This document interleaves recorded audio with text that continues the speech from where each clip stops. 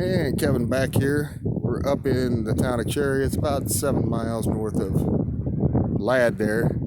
And this is the site of the graveyard where the Cherry mine disaster was.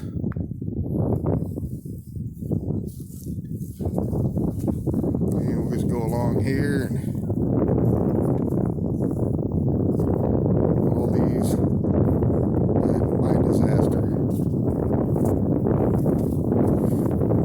And on my last one, what had happened is the mine had caught fire, hay bales caught fire, and the coal started burning, and they ended up with the Black Death, and they had to hunker down, and 200 and some odd didn't make it.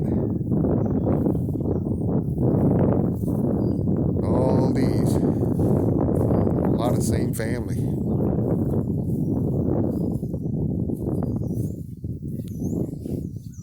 And we'll go back this way. There's a lot of unmarked graves here. When they had the 100th anniversary of it in 2009, they put crosses out where some of the miners were buried, and they don't have stones. So, there's one there, 23 years old. There's one 32 and 24. I'll break this down into several parts here.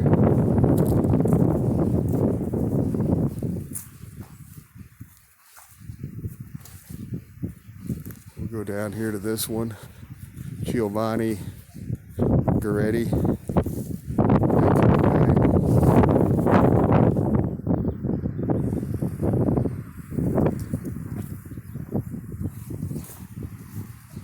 There's a lot of them buried in here. This one you can't even read anymore. But somebody put flowers. Now one year when I was up here, I used to ride my motorcycle up here, and there was a man who laid flowers at his grandfather's grave that died in the mine. And this man was pretty old himself, laying the flowers. Here's more, and you can see people still leave flowers. I'll just do the flower shots here real quick, and then we'll go down and through here. And all of these died in the mine.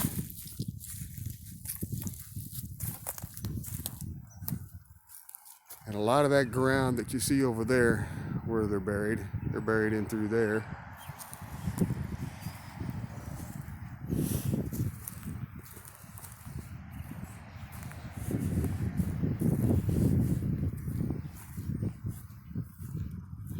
And we're just going to walk up this way.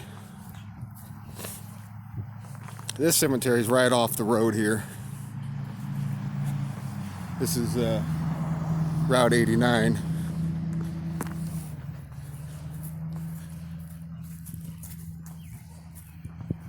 And you can see Miners Memorial. That's what they call this.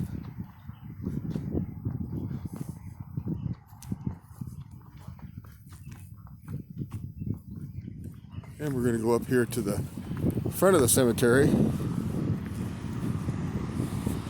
It's kind of noisy when these people come by.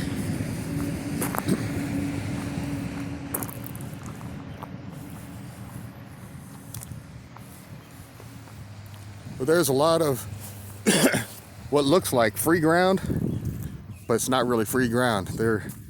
A lot of them just have no stones. They were so poor. And when the mine disaster happened, the town itself, I believe, was only like 3 years old. So let's see here.